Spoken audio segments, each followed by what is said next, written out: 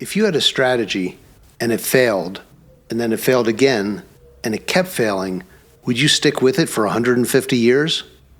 Einstein would call that insanity. But that's where we are.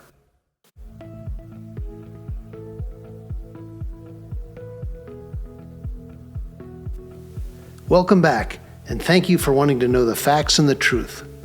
What's going on in the Israeli-Palestinian conflict is big. You can't miss it on the news. You can't miss it on college campuses, and you really can't miss it online. But what are the facts? Why is this happening? That's what we're here to answer. Our approach is to examine the major themes and focus on the important events that help you make sense of what's happening today. We care about knowing the truth. We also care about the basic human right to live in peace. We care about ending the suffering. We care about finding justice. And we think you're here because you do too. The only path for us then is to go after the facts and be open to what they show us. Life can be beautiful without hatred, violence, and war, and maybe the way there starts with better understanding each other.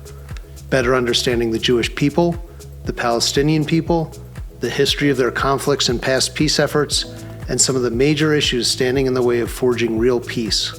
What the Hell is Going On in Gaza is a 9-part series made up of 30 episodes, each designed to help you understand a different but important part of the picture. We'll now move on to part 2 of our series. In part 1, we answered some basic questions about Israel. In part 2, we'll do the same for Hamas. Over the next 5 episodes, here's what we'll cover. Episode 7, What Path Was Chosen? Episode 8, Can Hamas Be Trusted? Episode 9, What About International Aid? Episode 10, Has Hamas Delivered for Palestinians? And Episode 11, What Must Be Done Now? Here in Episode 7, we'll look back to question what path was chosen so long ago by Palestinian Arabs, why, and what that's meant ever since. Long before October 7th, Palestinian Arab leaders conducted, supported, and sponsored terrorism. When we say long before October 7th, we mean long before October 7th. It was back in the 1890s that Arab leaders in Palestine chose the path of terrorism. A fundamental error Palestinians have made ever since is their belief that if they make life for Jews hard enough, painful enough, if they inflict enough bloodshed, if they deliver only violence and never relent, that eventually the Jews will give up and leave. This belief was founded in the tactics of the Arab nationalist movements of that era. These violent anti-colonialist tactics sought to chase the French from North Africa, the Ottomans from Arabia, and the British from Egypt. The Arabs in Palestine were wrong because they failed to understand 2 things.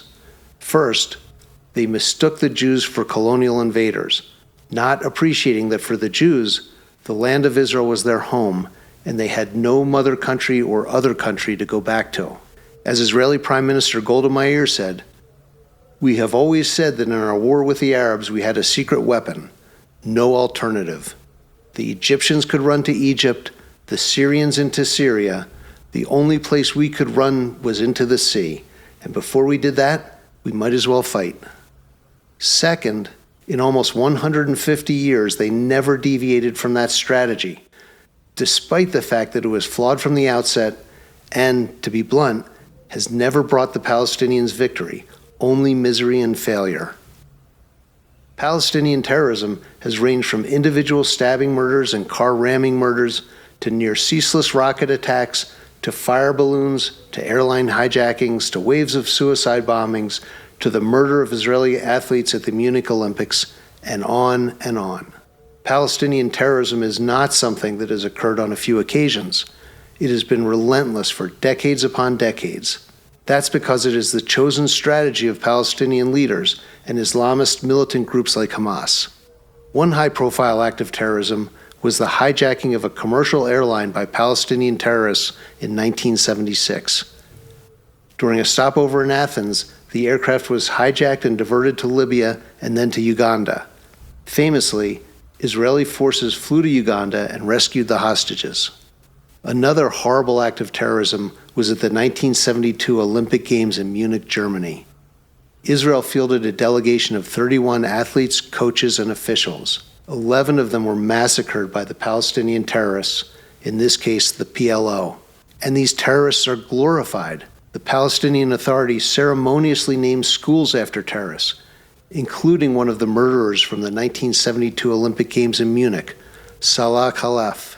According to Palestinian Media Watch, the Palestinian Authority has named 28 schools after terrorists, including 4 after Khalaf, 3 of which are in Gaza. Consider, too, the following excerpts from Frontline's timeline of how the Israeli-Palestinian peace process fell apart after the 1993 Oslo Accords. February 25th to March 4th, 1976. Several weeks after Israel assassinates Hamas's chief bomb maker, Hamas retaliates. 3 suicide attacks in 8 days leave 46 dead and hundreds wounded. Then, on March 4th, 1996, a 4th suicide bomber explodes himself, this time in a Tel Aviv mall. 13 people are killed and 157 more wounded. The dead are all under 17 years old. April 11th to 18th, 1996. Violence erupts along Israel's northern border. Hezbollah, an Iran-backed Lebanese militant group that shares Hamas's opposition to the peace process, fires missiles into Israeli villages and towns. March 21st, 1997. In Tel Aviv, a suicide bomber explodes himself in a packed cafe. Hamas claims responsibility. July 30th, 1997. 2 suicide attacks rip through Jerusalem's main market within 10 minutes of each other. 16 are killed and hundreds are wounded. September 4th, 1997. 3 more suicide bombers strike at the heart of Jerusalem. 5 Israelis are killed and more than 200 wounded. These incidents reflect only a brief snapshot in time, 1996 and 1997. Here we can see over 20 years of rocket attacks fired from Gaza into Israel, from 2001 to 2021. And since 2021, Palestinian terror groups, particularly Hamas, have fired tens of thousands more rockets from Gaza into civilian areas of Israel. Today, Palestinian leaders still openly call on the Palestinian people for resistance and intifada and acts of terrorism. Nothing has changed. And Palestinian leaders teach Palestinian children to hate and kill Jews and to martyr themselves. As ADL Director Jonathan Greenblatt wrote in Time magazine, from the pulpits of mosques to the pages of op-eds to the stands of bookstores across the Arab world, the protocols of the Elders of Zion, Hitler's Mein Kampf, and other timeless fictions and hateful works were peddled, updated, and perfected to the point that large swaths of the public stopped seeing Zionists or Israelis or Jews as human long ago. School children are taught to hate Israel. Jews are demonized as part of official curriculum, and summer camps involve learning how to fire automatic weapons and kidnap Israelis. The Daily Mail reported on how Farfor the Mouse is used in Gazan schools in an article titled, "How Hamas Brainwashed Children to Become Jihadis. Terrorists Teach Gazan Kids How to Shoot Guns, Launch Anti-Tank Missiles, and Stage Suicide Attacks Against Israel at Summer Camps, often indoctrinating them with anti-Semitic Mickey Mouse knockoff." The article goes on to say, for months, the Palestinian children of the Gaza Strip would tune in to watch an adult in a knockoff Mickey Mouse costume blame Jewish people for the misery and sins of the world. This is just one example of the indoctrination to hatred that Palestinian children grow up with. Hamas holds summer camps for Palestinian children in which it further indoctrinates them, training them to fight and kill Jews. An article published online by Memory in July 2023 included the following description of what goes on at these Hamas summer camps in Gaza. As in previous years, the summer camps focus on familiarizing youngsters with various weapons, including the AK-47, sniper guns, RPG launchers, mortars, and machine guns. The campers practice assembling and disassembling weapons, holding them and using them, and also train in urban warfare and tunnel warfare. Some of the lessons are being taught by masked members of Hamas's armed wing, the Izz al-Din al-Qassam brigades, and some are even held in Hamas military bases. A boy at one of the camps gave a demonstration of tunnel warfare for Yunus al-Assal, a member of the Palestinian Legislative Council on behalf of Hamas, who toured the camps with other Hamas officials.